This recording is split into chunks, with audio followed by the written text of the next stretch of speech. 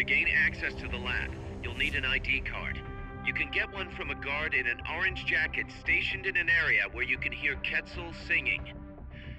To get the ID card from the soldier, do a body check. You've got to get inside that lab before the AI gets shipped out. Get a move on.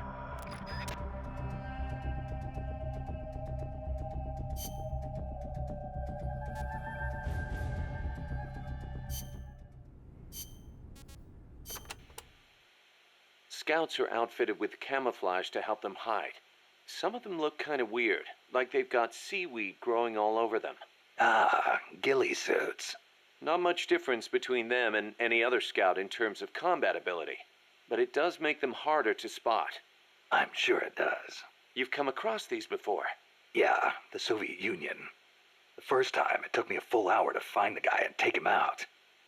Kaz, do you know what they shine? Shine? Like how? Like, from their heads. Their heads? How about their hair? Do they have a lot of it? What are you talking about? How the hell would I know? How about a parrot? Did anybody hear a parrot squawk? A parrot? Look, Snake, you're talking to the wrong guy. I mean, Cecile's the bird expert. Wait a second, what am I saying? You're not making any sense to begin with. Never mind. It's a long story. I'll figure it out another way. Forget about it. Yeah, I'll do that. Anyway, we've already lost too many good people to these surprise encounters. Make sure you don't end up like one of them.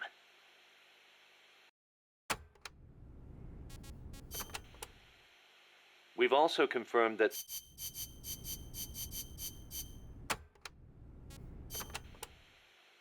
you can steal items from soldiers by putting them to sleep or knocking them out and then doing a body check. Get close to the unconscious soldier and press the action button when you see the icon. Or you can sneak up on them from behind and do a hold-up. It also works if the soldier's near death. Keep in mind though, if you wait too long, you'll have a dead soldier instead of a dying one. And you can't do a body check if you're holding the Fulton recovery device either. So don't try.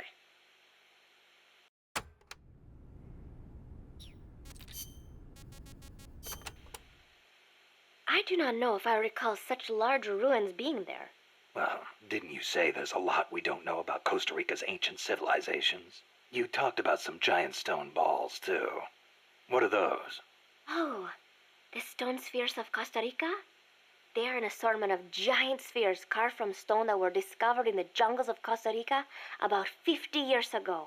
What's so special about that? What if I told you some of them are nearly perfect spheres, and that they were carved out of granite, which is quite a hard substance? Could be good for laying a trap. And if they're spherical, they roll easily, too. Snake!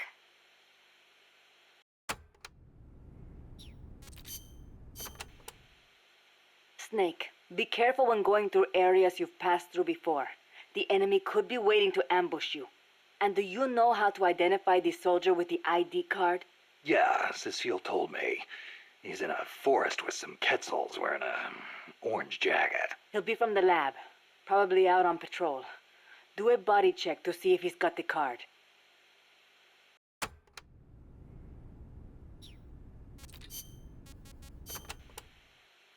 Did you see a Quetzal snake? Yep. What do you think? Did it look like a snake? Huh? No, it didn't look like a snake. Oh, really? Must be different from the Quetzalcoatl then. Quetzalcoatl. A winged snake from the Mayan and Aztec legend. A winged snake.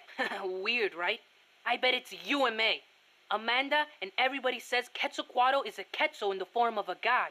But there's no way anybody mistake a snake for a bird. I think the legend of Quetzalcoatl came first. Somebody saw it and adopted it as their god before they saw the Quetzal. After that, somebody saw a bird that looked like the image of the god, and so they named it Quetzal. You mean it happened the other way around?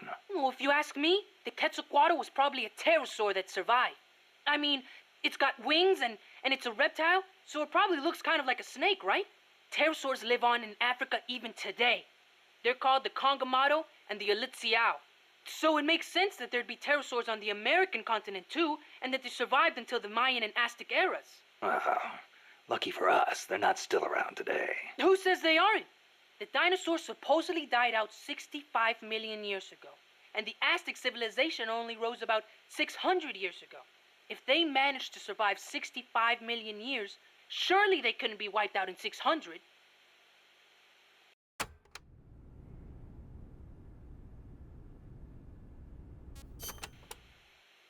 Pterosaurs survive today in the African countries of Cameroon and Congo. Each tribe calls them by a different name, like Congomato or Litziao. There sure are a lot of dinosaurs running around the Congo. Well, a lot of the land hasn't been settled by humans yet. They've survived all this time, just undiscovered by man. But they're finding fossils in America too. This one they found 3 years ago in Texas had a wingspan of more than 12 meters. If I saw a gigantic pterosaur like that, I'd probably call it a god too. Yup, I'm sure that's what the Quetzalcoatl really is.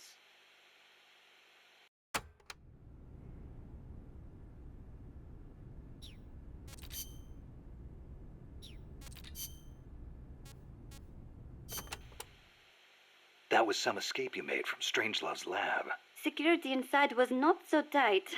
The door to my room was locked from the outside, of course. But she took off the blindfold at bath time, so she could wash my hair. Huh. Pretty luxurious treatment for a prisoner. Wasn't it? She wouldn't undo the handcuffs, but she washed my body for me instead. And with such gentle care. Why'd you run away? Didn't she say you could go home in a month? If your escape attempt failed, you'd be in greater danger than before. I was supposed to be giving a presentation on the distribution of Costa Rican bird species at a conference. The date was approaching quickly. So, I pretended I had to use the toilet and made my escape. I found an ID card and searched everywhere for my equipment and my tape. But a soldier saw me. It was a miracle I managed to get away. There was no time to find the tape. I do not care about the conference. I am lucky enough to still be in one piece. You bounce back quick. You don't? Not sure. I try not to dwell too much on the past, but... Then don't. There is no point. I am so glad to be out of there. I never felt safe, you know? Tell me about it. Well, I think she's interested in women. And I think she took a fancy to me. Oh, well, that's, Huh. Besides, it is much nicer here.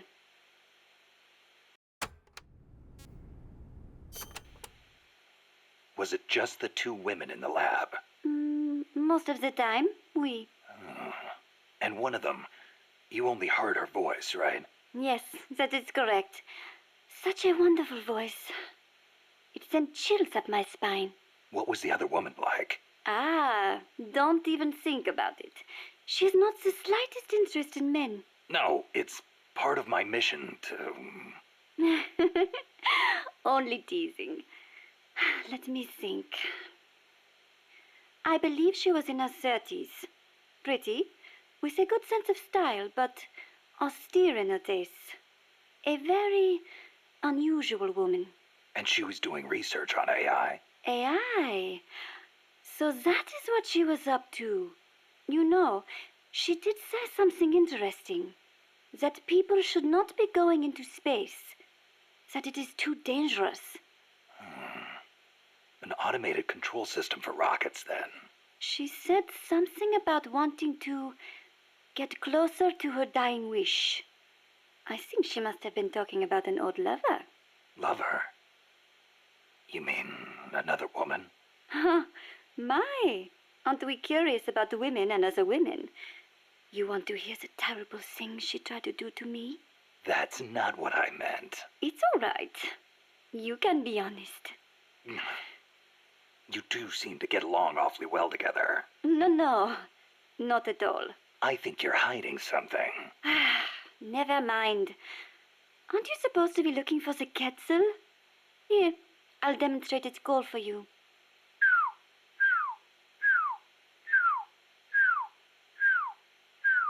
I knew it.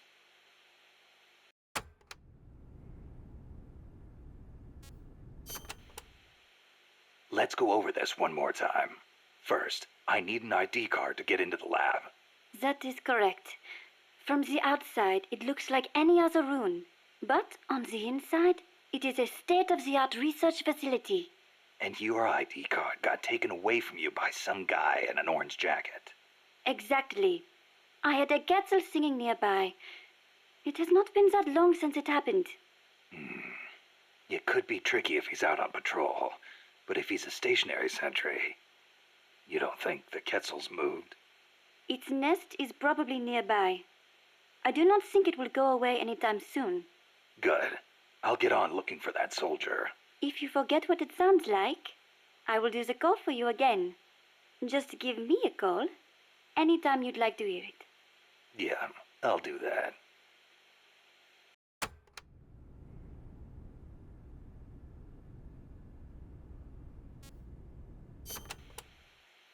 Let me get this straight.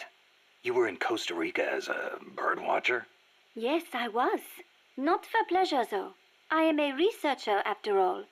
I am studying the distribution of Latin American bird species. With today's compact cassette tape recorders, even a woman like me can carry her recording equipment by herself. But it was a mistake to come alone. Even so, there sure are a lot of wild birds in Costa Rica. Aren't there? Over 800 different species. Said to be more than 10% of all living bird species on Earth. How many can you name, Mr. Ornithologist? Hey, I was just trying not to scare you. You should at least have a basic knowledge of Costa Rica. How about this? I will give you a thorough education, Mr. First-Time Ornithologist. Okay. Start by telling me about the Quetzal.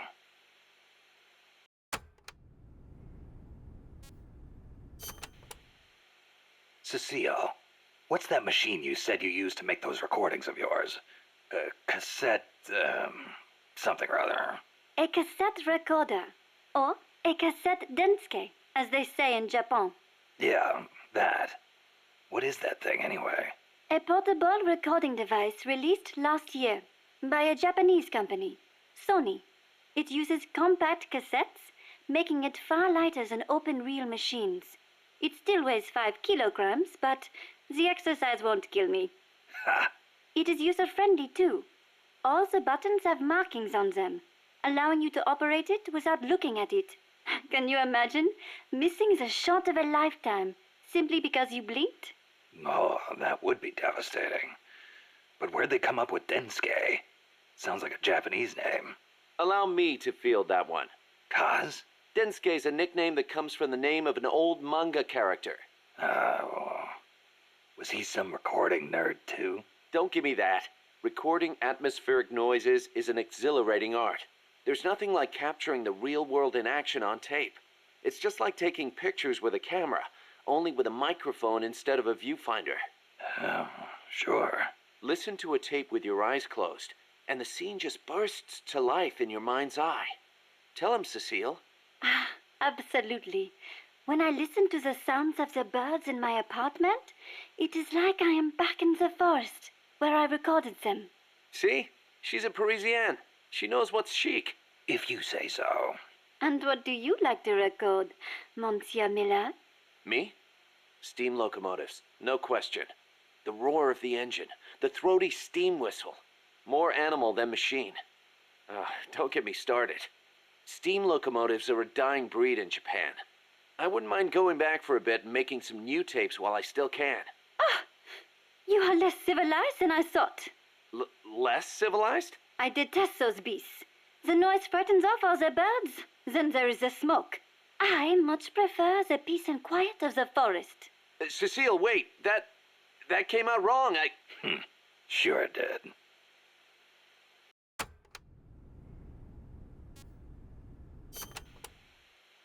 All right. What do you want to know about Quetzals? Give me the basics. Something that'll help me find one. Okay then. First of all, as I'm sure you remember, the Quetzal's wings and back are emerald green, a dazzling blend of viridian fading into blue. Its belly is brilliant red, and its tail feathers are white. Such a gorgeous bird. Also, the male has 2 long decorative feathers, but only during breeding season. Among birds, Males are usually more beautiful than females. Like a peacock's tail. Yes, just like that. It is interesting to note that while their bodies are only 40 centimeters long, many cattails reach over a meter in length when you include their decorative plumage.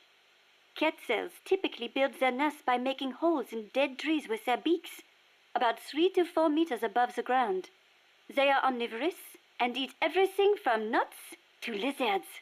Where can I find one? Their habitat stretches across the entire tropical cloud forest. You may end up having to rely on its song to find one. Good to know. I will do an imitation. Listen closely.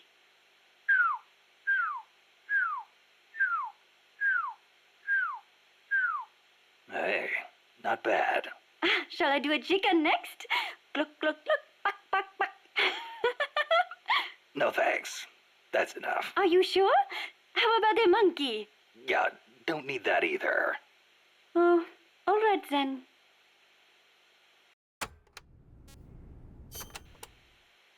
Costa Rica is the home to many hummingbirds as well. The people here call them colibri. Colibri, huh? Hummingbirds are the world's smallest birds. Although they can vary from species to species, most are around 10 centimeters in length, and the smallest no more than 5. It is amazing to think that something so small can still be a fully developed bird. I think a bird that tiny would get mistaken for a bug. Actually, they are often mistaken for sphinx moths. The little darlings feed on flower nectar, and their beaks are long and thin to help them drink up the nectar. They beat their wings far faster than any other bird. The smallest ones over 70 times a second. Can you imagine? What for? They hover in midair while they suck their nectar. They can even fly straight backwards. Hovering. Like a helicopter. That's why Amanda and her unit called that chopper Colibri. I think it is an insult to the birds to give their names to weapons. Don't you? Don't ask me. Ask the birds how they feel about it.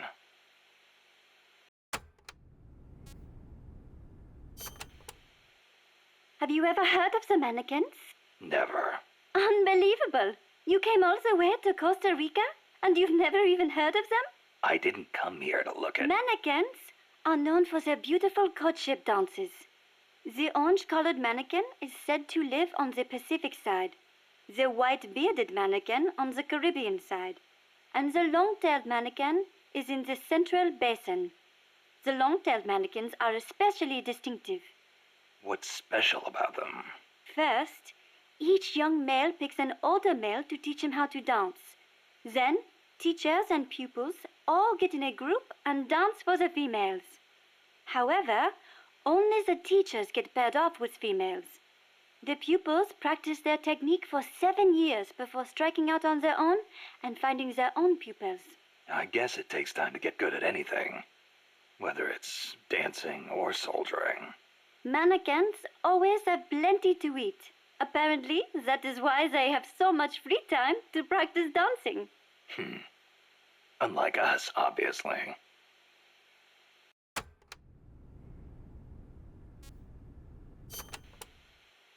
Another well-known bird of the cloud forest is the three-wattled bellbird. Wattled? What the hell's a wattle? It is just like your beard, Snake. What? It is a piece of flesh that hangs down from its chin. Kind of like whiskers, but not made of hair. A hanging piece of flesh. Oui, and it only grows on males. Nothing more important to a man than his beard. So, these birds are in the cloud forest too? They are normally found in the lowland rainforests, but they migrate into the highland cloud forests during breeding season. What the three-wattled bellbird is best known for, though, is its loud call. It makes these metallic bong and ding sounds, hence the name bellbird. It hardly sounds like a bird at all. Even an expert bird caller like me cannot do it justice. Oh, doesn't sound like I'll be mistaking it for a quetzal.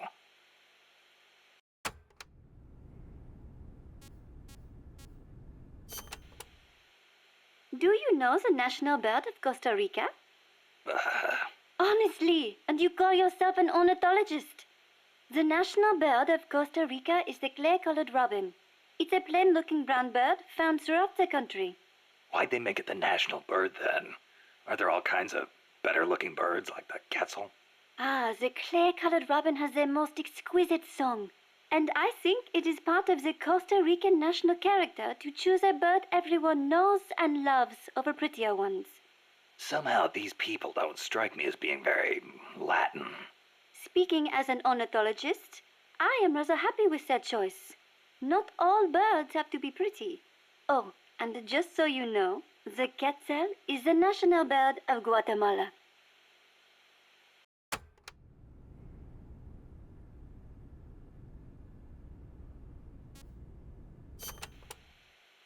The scarlet macaw and the great green macaw are also representative birds of Costa Rica.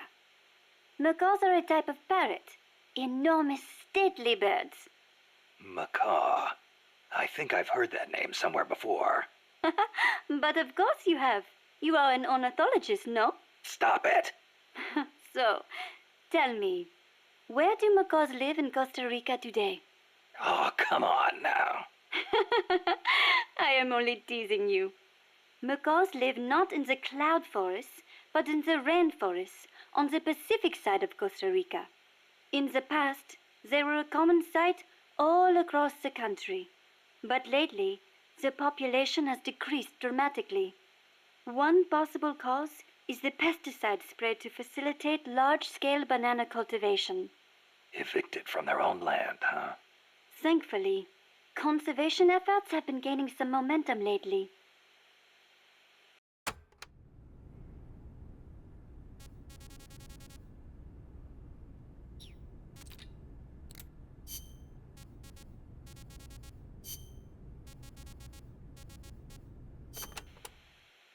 What's wrong, Kaz? You sound beat. Yeah, the problems never seem to end around here. You should take a break. Share a cup of mate with the other guys. It'll give you a chance to connect with them. I wonder if Che and his men ever sat around and drank mate. I bet they did. Che was famous for his love of the stuff. Oh, man, whoever thought of this was a genius. You can put it in a gourd and carry it around, and there's a special straw with a filter attached so you can drink it any time. That's not all. It's full of essential vitamins and minerals, too. Nice to have in a guerrilla war when food is short. Yeah. Wish I had a chance to share some with a blonde Parisienne when I was out hiking. Well, how do you know about that? It takes a thief. Or should I say it takes a snake to know one. Snake.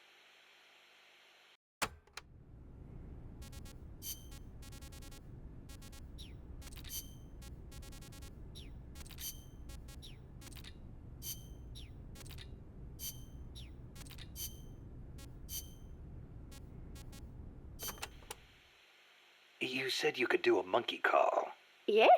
Want to hear it? Yeah, I won't be able to get it off my mind until I do. All right, here it is then. That's pretty good. I can do others too, like a sheep, a pig. Yeah? Wow. What about a pig? That's uncanny. Oh, I can do a rabbit as well. A rabbit? Rabbits make noises? Certainly, but they are very faint, so perhaps only someone who has owned one would recognize them. I see. So, what do they sound like? Listen very carefully. Okay.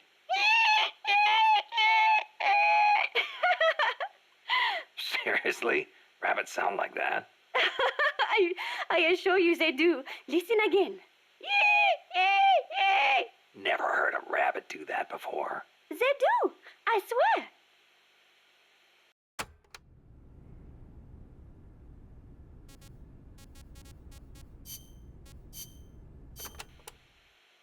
Never heard the name Cosima before. Then again, I don't know many people from France. Is it a common name? No, not that common. But Wagner's second wife was named Cosima Francesca Gaetana Wagner. Huh. You know, Kojima is a common last name in Japan. Kaz? It's just funny how, I'm part Japanese, and Cecile's middle name is so close to Kojima. It feels like destiny unfolding. You think so? Oui, oui. That's a beautiful name you have. Cecile Cosima Caminades. Wait a second. Cecile Cosima Caminades. Cosima Caminades. Hey, that's close to Close to what? your name. It sounds almost like the sentence Kojima Caminandes in Japanese. And what does it mean, s'il vous plaît? Well, kami is the word for God in Japanese. Nandesu, well, it's hard to explain, but placed after God, it would turn the sentence into is God. Okay, so? Kojima is God. Cecile's name is a message. I don't believe it. Kojima is God. Kojima is God. Kaz?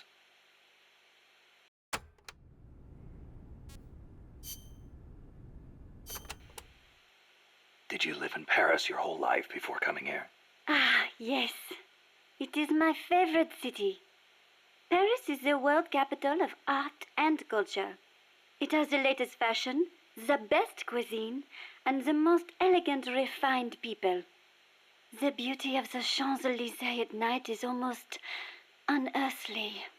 The name comes from Elysium, the name of paradise in Greek mythology. Heaven, in other words. Must be nice for some people. Not for me. Are you saying the cultured life does not appeal to you? I'm saying I never had a chance to lead one. Not that it appealed to me anyway. You prefer war? I don't like war. Life outside heaven just suits me better. That is a hard way to live. But if you do ever come to France, I will show you around Paris. Then you will see what heaven on earth is really like.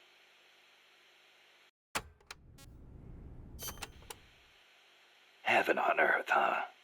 The only image I have of France is the Foreign Legion. Ah, that is how you view France? What do the French think of them? It is a difficult question. We normally don't think about it so much. Well, critics claim it forces foreigners to take on the most dangerous missions, so French citizens won't get hurt. You are right. That probably had something to do with why it was created. But I understand that along with service comes benefits, such as French citizenship and permanent residency. Those who join are all given an equal chance, regardless of race, religion, education, social status, or national origin. So it can be a godsend for people from poor countries. A way for the have-nots to live a decent life. I guess that's not so different from MSF.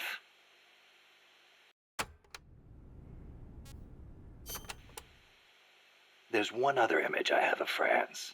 The national anthem. Ah, La Marseillaise. Not everyone is a fan, of course. The whole, to arms, citizens. May an impure blood water our furrows thing, eh? The song was composed right after the French Revolution. Fearing what the tide of the revolution represented, the ruling classes in neighboring countries applied all kinds of pressure on the young government. La Marseillaise became the anthem of the volunteer armies that sought to protect constitutional rule against that pressure. And they couldn't do that without armed force. Oui, I agree. Some parts are a little belligerent. But we must not forget that if it were not for them, France would not be the democracy it is today.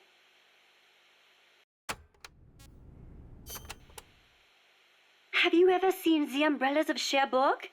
A movie? No, never seen it. No? It came out 10 years ago. Catherine Deneuve. She's so beautiful in it. And the music, the costumes, the colors. Huh. It takes place in the naval port of Cherbourg. That was a beachhead in Normandy. It is set back when young men were conscripted to fight in the Algerian War. The French government called the conflict a public order operation in northern Africa. I was still a little girl then, but I can clearly remember one of my friend's older brothers going off to fight. Yeah, national service is required in France. The war splits up two young lovers. Director Jacques Demy's lyrics and Michel Legrand's music. Ah, tore at my heart. I will never forget its wonderful melodies. Are you okay? It changes lives, changes fates. War is not a good thing. For some reason, it strikes a chord to hear that coming from someone like you.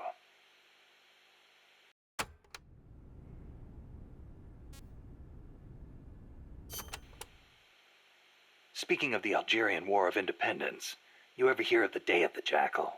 Ah, you mean the novel that was made into a movie last year? The OAS, a militant French underground group, plots to assassinate de Gaulle, hiring a hitman known as the Jackal. Readers know that de Gaulle was not killed, but it is still so exciting. If someone was going to try to eliminate me, I would hope they would be as thorough as the Jackal. To know everything about me without me suspecting a thing. Oh, yeah? I wonder if my birds feel the same way. I wonder.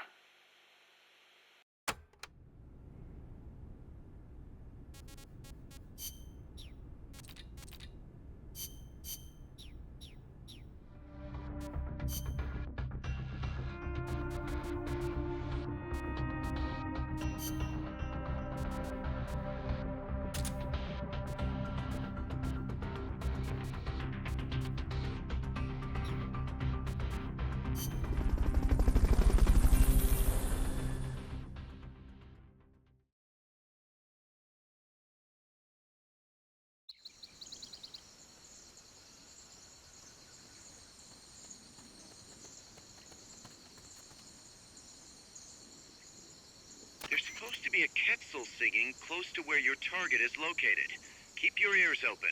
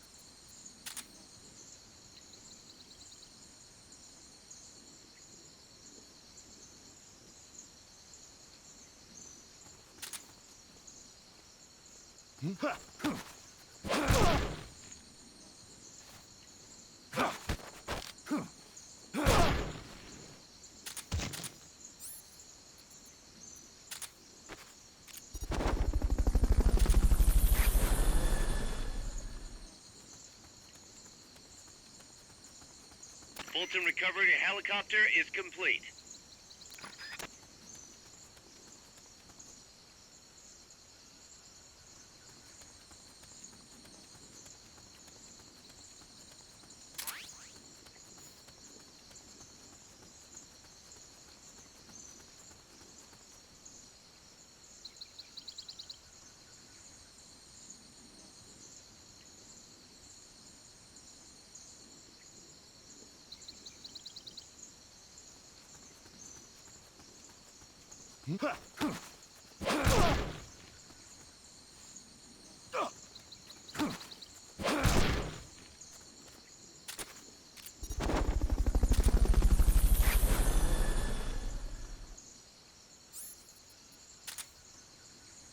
Fulton recovery subject confirmed onboard helicopter.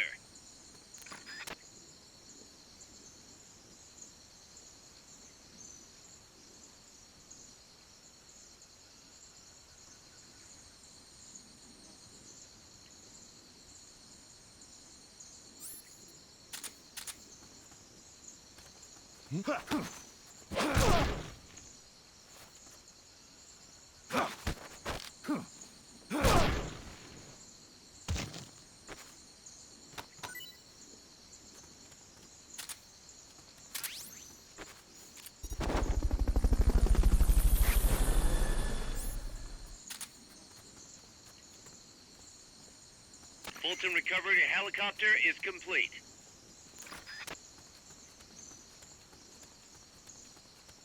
If you forget what a Quetzal sounds like, give Cecile a call on the radio. She'll remind you.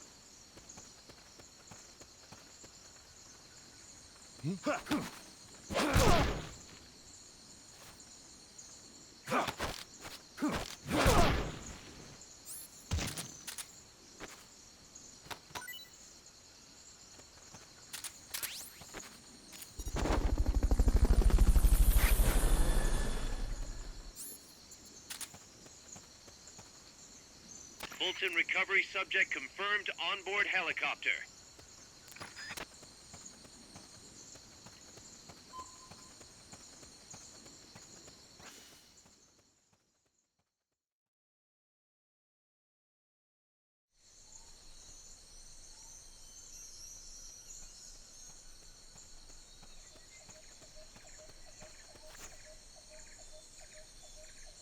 Once you know which soldier has the ID card, do a body check. To do a body check, first knock the soldier out, or put him to sleep, or hold him up. That works too.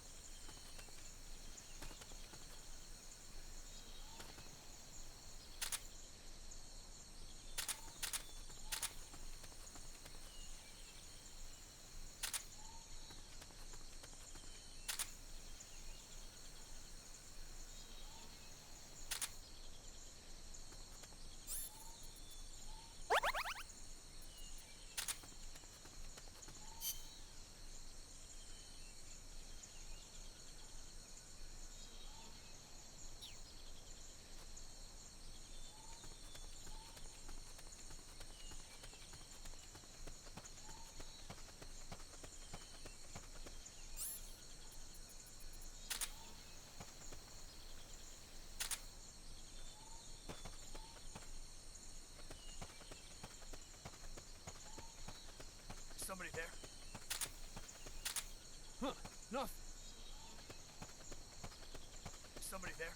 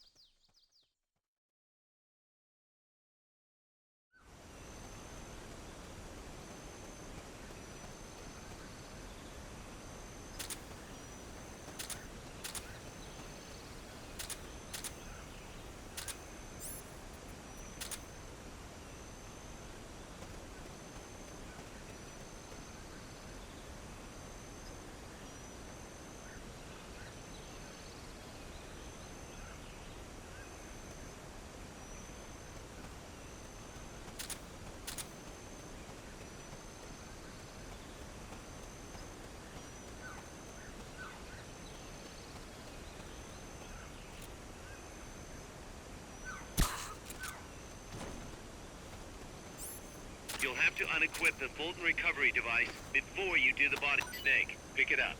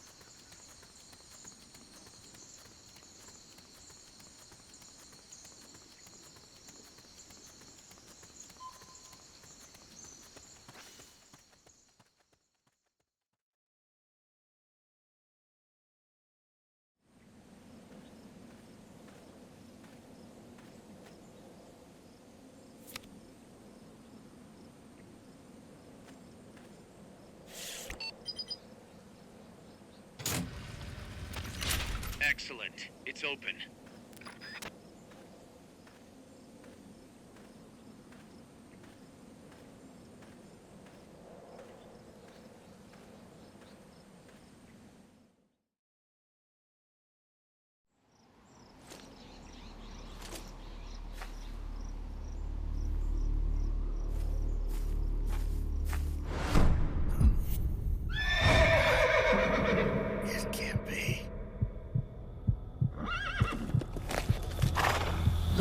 death wasn't ready for you yet. Boss, And who might you be?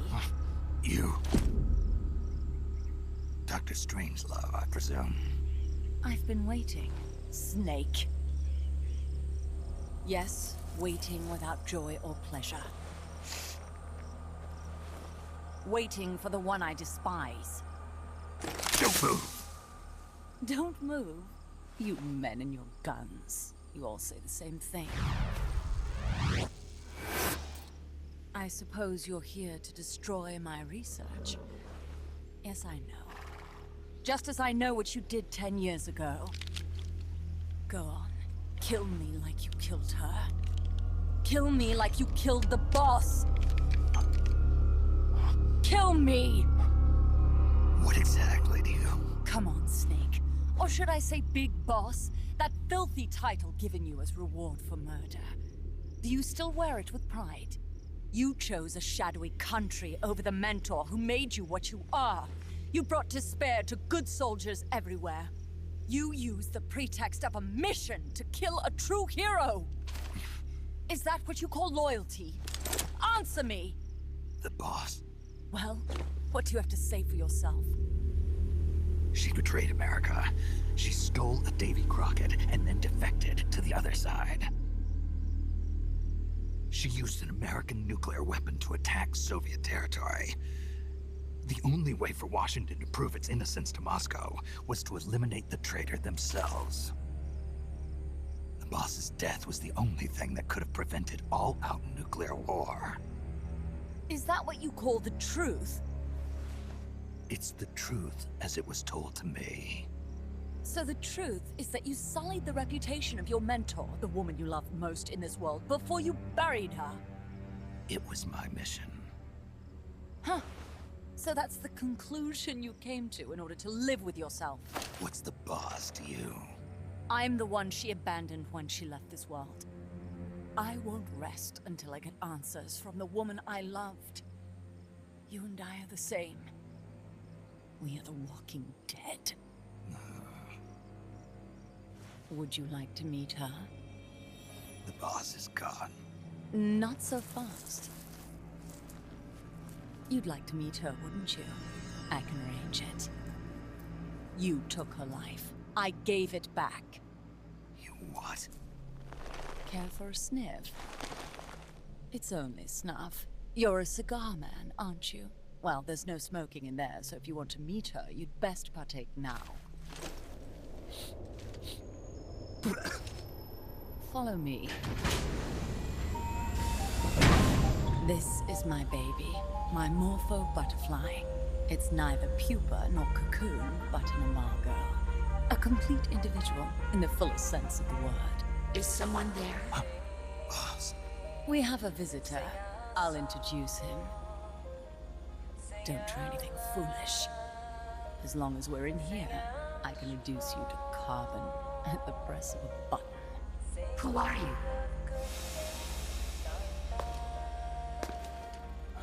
A maiden. A warfighter.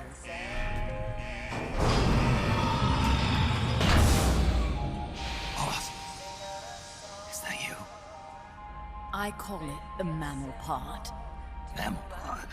For my participation on the project, I demanded access to all information on the boss. Everything the CIA had. Her personal history, military records, physiological data, correspondence, the files for every operation she took part in, every decision she ever made at every possible turn, what she took and what was taken from her, her pain and her pleasure, her joy and sorrow, her life and death, and yes, even you. Why would you do that? Coldman sought an MAD-based AI that would deliver an effective retaliatory strike against the most appropriate target in response to a nuclear attack from a hypothetical adversary. An unmanned device to act as a deterrent capable of making the decisions and taking the actions that human beings cannot. I therefore concluded he required a cool, calculating machine programmed to inflict swift, sure, and utter annihilation upon the enemy. No retaliation. But he took it upon himself to come up with a different answer. He said he needed the thought patterns of the very finest rational mind, one that thought on a global scale, took both past and future into consideration, and reached the best decision, no matter how painful. And that's why you asked for everything they had on the boss. It was the logical thing to do. I knew of only one person who could be entrusted with the fate of the entire human race. What's your real goal here? To clear her name. Why was a legendary hero forced to betray her country? Why was she targeted for assassination by you, her most beloved disciple? I have no use for fabrications. I want the truth. The boss's last will. You must be dying to know yourself. No. No. She abandoned her country. Abandoned us all. Really? You think you understand her feelings? You're trying to recreate the boss's last will. Is that it? Why don't you ask her yourself, Jack? Jack? What? Jack? Boss? Jack? Boss? Jack! Go home. I'm not your boss anymore. Boss? Go home! No, Complete your mission, Snake. Extinguish that noble soul once again, if you can.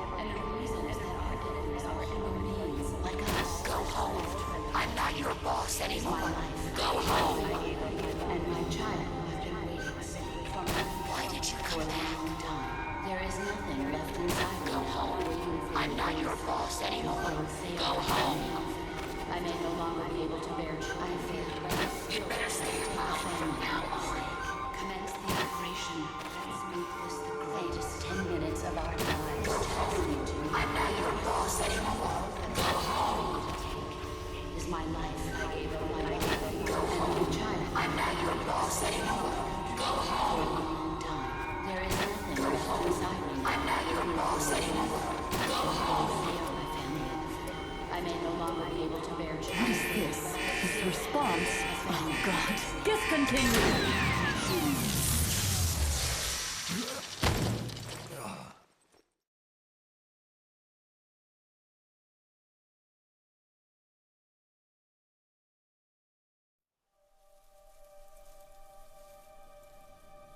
I taught you all I could. The rest you needed to learn on your own. Techniques, sure. But what about how to think like a soldier?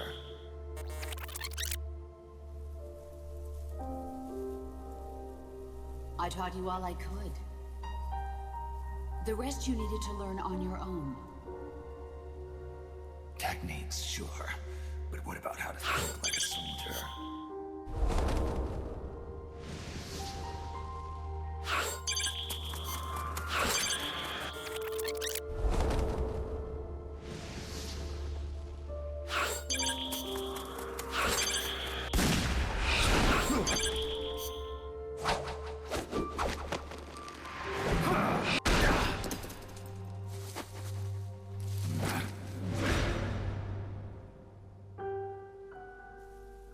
There's a saying in the Orient, loyalty to the end. Do you know what it means? Being patriotic. It means devoting yourself to your country.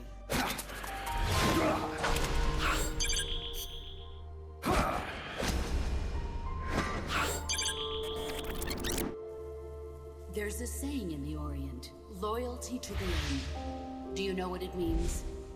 Being patriotic. It means devoting yourself to your country.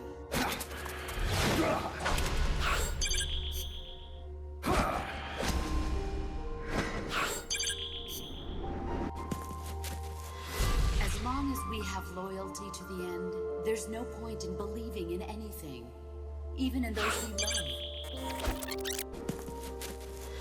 As long as we have loyalty to the end, there's no point in believing in anything, even in those we love. And that's the way a soldier's supposed to think. The only thing we can believe in with absolute certainty is the mission, Jack. As long as we have loyalty to the end, there's no point in believing in anything, even in those we love.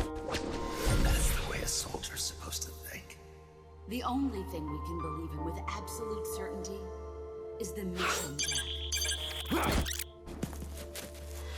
As long as we have loyalty to the end, there's no point in believing in anything, even in those we love. And that's the way a soldier's supposed to think. The only thing we can believe in with absolute certainty is the mission, Jack.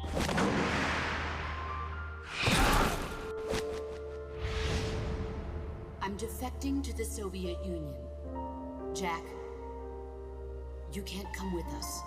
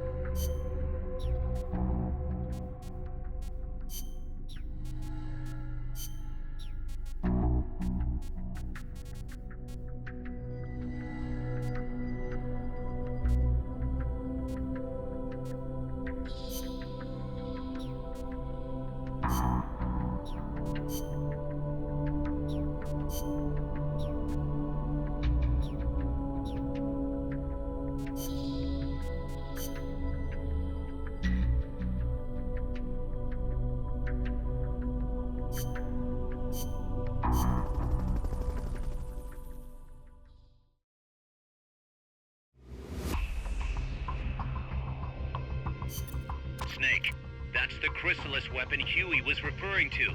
You know what to do.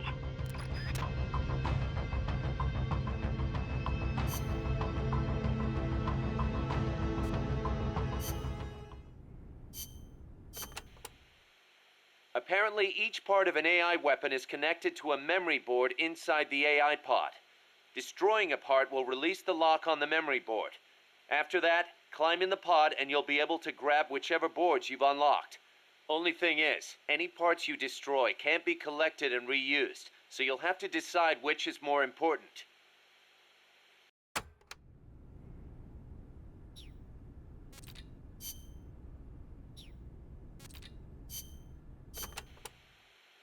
El Colibri may be powerful, but he can be defeated. Looks like you have a lot of places to hide there.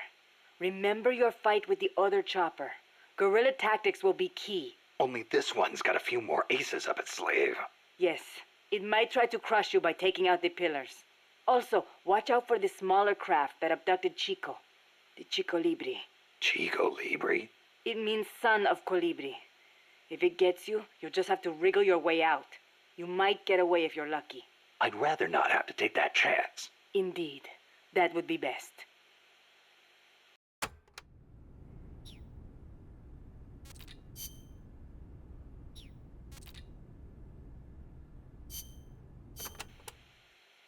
Being an unmanned vehicle, the Chrysalis can perform extreme G-force maneuvers that standard aircraft can't. It'll be difficult to counterattack once it's coming at you. I should mention that it's also equipped with a railgun. A what? A weapon that fires rounds using electromagnetic force in lieu of gunpowder. Wait, an electric weapon? Not exactly.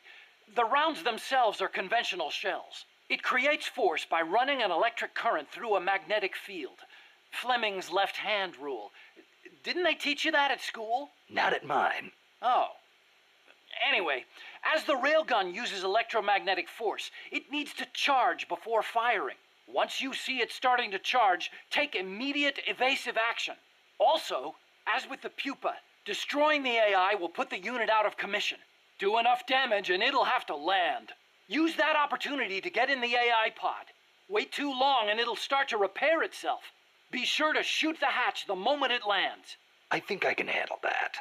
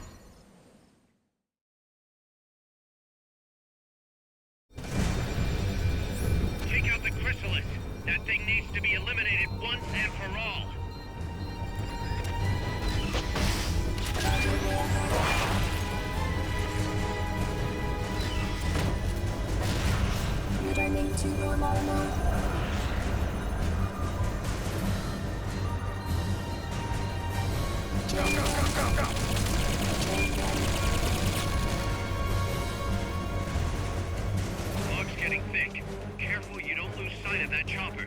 Use the surround indicator to help you get a fix on the enemy's position.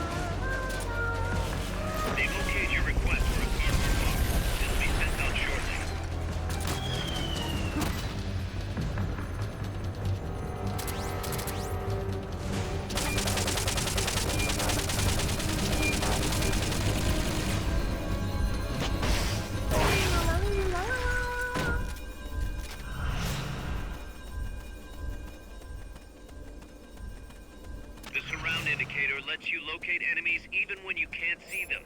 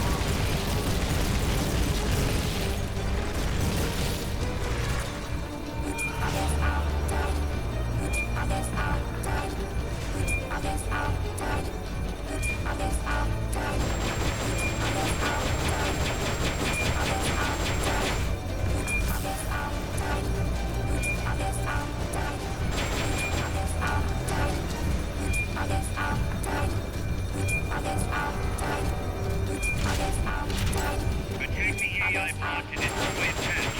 It's crucial that you hurry up and get in the AI pod, otherwise it'll reactivate.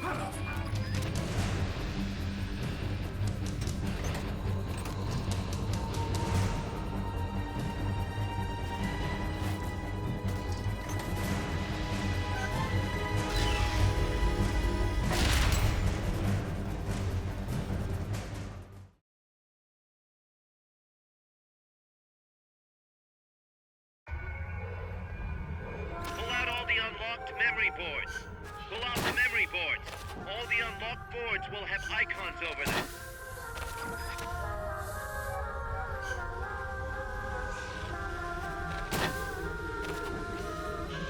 Any boards you remove can be used to build our own AI weapons. Memory boards have different functions according to the icons displayed over them. Go ahead and take whichever ones you want.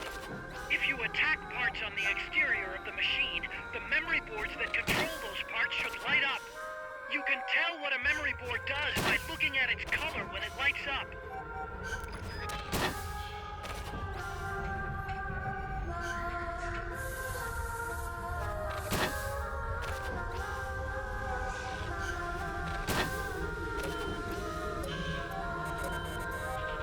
Forget about any broken boards.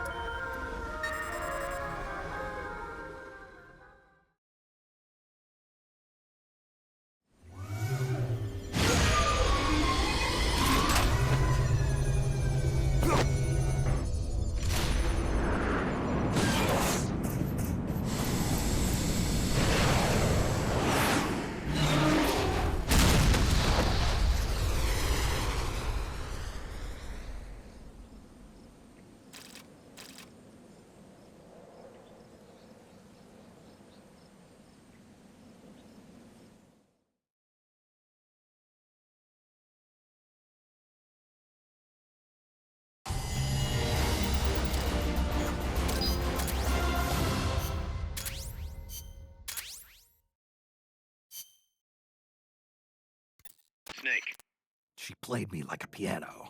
forget about it. You'll get him back. That is, as long as you've got the will to do it. I am not giving up. All right then. I confirmed the location with Huey.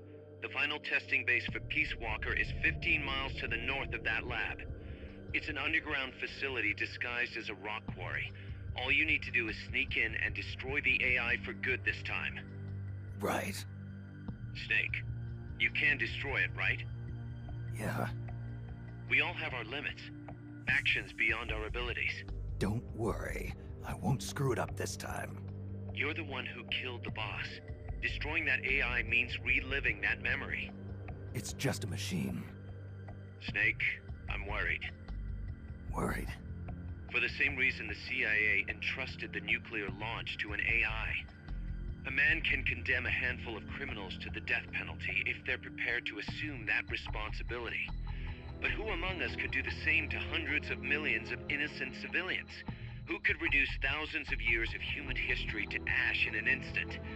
Could any flesh and blood human being make that decision? No way in hell. No one man could bear the burden of total genocide. It's what's allowed our cowardly species to survive all this time. But for a machine, willpower is no issue. What are you saying, Kaz? You're a hero, Snake, but you're not a machine. That I can't destroy that thing? That machine's not the problem. It's that the boss still lives inside of you. Bullshit! She's dead, Snake. It's time to come to terms with that. Let me put it another way. You've left everything behind. Your country, your identity, your past and ideals. But there's still one thing you haven't let go of. What are you talking about? The boss. You still haven't let her go. That's why you're so afraid to find out the truth about her. And that's what's holding you back from your future. Snake, she died a decade ago. How long can you live with a ghost? Kaz, I thought I knew everything about her. But I still don't understand what happened to her at the end. There, you're no different from that scientist woman. When she didn't believe me, I realized something. That debriefing I heard could have been part of the cover story they made up. No, even I'm not sure what her real intentions were. Why did she take that mission? How did she feel about dying? Why was I chosen? You want to know the truth? Ah! The truth won't change the past. You still want to know? No.